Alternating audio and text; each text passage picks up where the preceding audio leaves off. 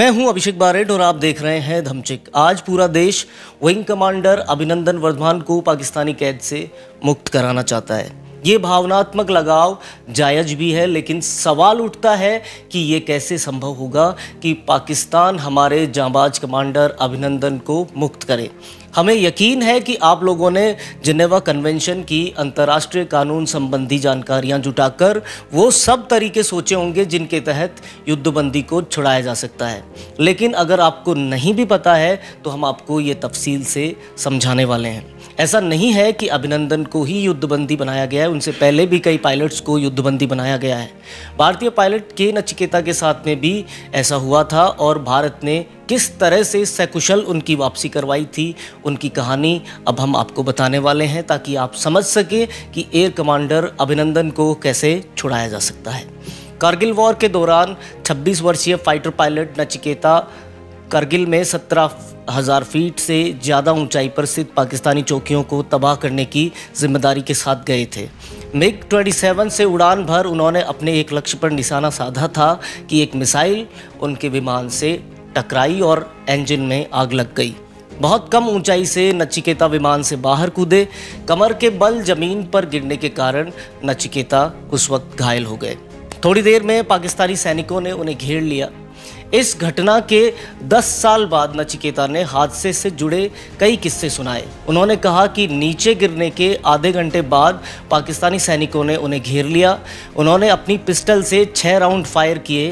पाकिस्तानी सैनिकों ने भी उन पर फायर किए, लेकिन वो खुशकिस्मत रहे कि एक भी गोली उन्हें नहीं लगी। इस बीच पाकिस्तानी सैनिकों ने उन्हें पकड़ लिया। पकड़ते ही उन्होंने नचिकेता के साथ में मारपीट शुरू कर दी। नचिकेता के बचने की उस वक्त कोई उम्मीद नहीं बची थी। तभी पाकिस्तान एयरफोर्स का एक अधिकारी जिसका नाम था कैसर तुफैल वहां पर पहुंचा। कैसर करगिल युद्ध के दौरान पाकिस्तान के ऑपरेशंस का निदेशक था। कैसर अपने उग्र सैनिकों को मुश्किल से काबू कर नचिकेता को अपने साथ एक कमरे में ले गए। नचिकेता बताते हैं कि कैसर ने दोस्ताना व्यवहार किया, मेरे परिवार और एयरफोर्स से जुड़ने की कहानियाँ सुनी। बाद में कैसर ने कहा उनके और नचिकेता के व्यक्तिगत जीवन में बहुत सारी समानताएं हैं, इस कारण वे नचिकेता से प्रभावित भी हुए। वहाँ से नचिकेता को बटालिक सेक्टर में किसी स्थान पर ले जाया गया। बाद में एक हेलीकॉप्टर से उनको स्कर्दू ले जाया गया। वहाँ उन्हें लगातार टॉर्चर करने जैसी कहानियाँ भी सामने आई।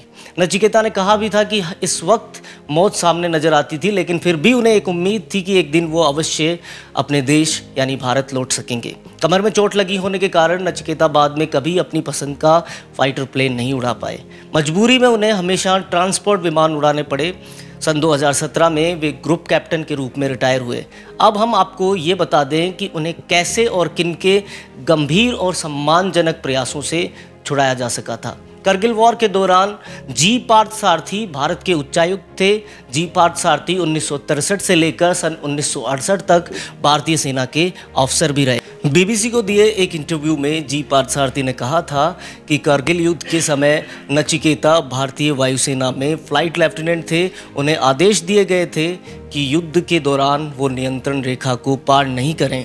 युद्ध के समय उन्होंने भारतीय फाइटर जेट मिग 27 से आक्रमण किया, लेकिन जब वो नीचे आए तो मिसाइल ट्रैक से उन्हें नीचे उतारा गया और पाकिस्तान ने उन्हें अपने कब्जे में ले लिया। कुछ दिन बाद मुझे पाकिस्तान के विदेश मंत्रालय से ये संदेश मिला कि नवाज शरीफ चाहते हैं कि नचिकेता को रिहा कर दिया जाए।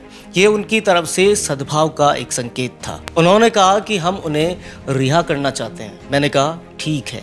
मैंने कहा कहाँ मिलूँ मैं उनसे? तो उन्होंने कहा जिन्ना हॉल में। मुझे पता चला जिन्ना हॉल में प्रेस कॉन्फ्रेंसेस होती हैं। तब मैंने उनसे पूछा कि जब आप उनकी वापसी कर रहे होंगे तो क्या वहाँ पर मीडिया होगी? तो उन्होंने कहा हाँ। इस पर मैंने उनसे कहा ये असंभव है। जो युद्धबंदी रहे हैं आपके साथ उनको रिहा करते वक्त मीडिया रहेगी, ये मैं कभी स्वीकार नहीं करूँगा।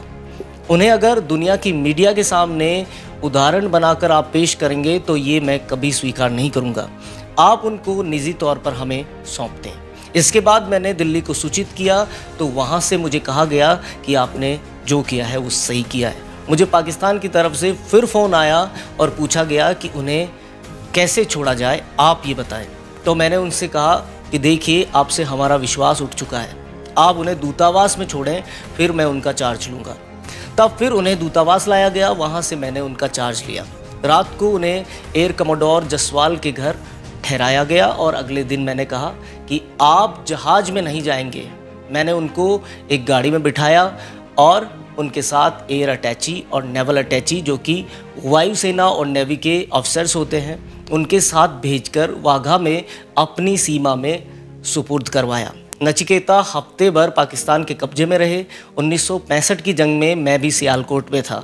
अगर पाकिस्तान के कब्जे में आने के बाद उनके साथ में दुर्व्यवहार हुआ है तो ये अंतर्राष्ट्रीय कानून का उल्लंघन है। मीडिया में भारतीय पायलट की तस्वीर जारी करना और उनके हाथ पांव बंधे वीडियो जारी करना युद्ध की नीतियों के खिलाफ है। नचिकेता के मामले में कोई दुर्व्यवहार नहीं हुआ था। जिस तरह नचिकेता उस वक्त जेनेवा कन्वेंशन के तहत रिहा करवाकर वापस सकुशल भारत लाए गए, उसी तरह से हम विंग कमांडर अभिनंदन को भी उसी तरह से रिहा करवाकर वापस भारत ला सकते हैं और ये रिहाई होनी भी चाहिए, क्योंकि देश का जनमानस ऐसा चाहता है।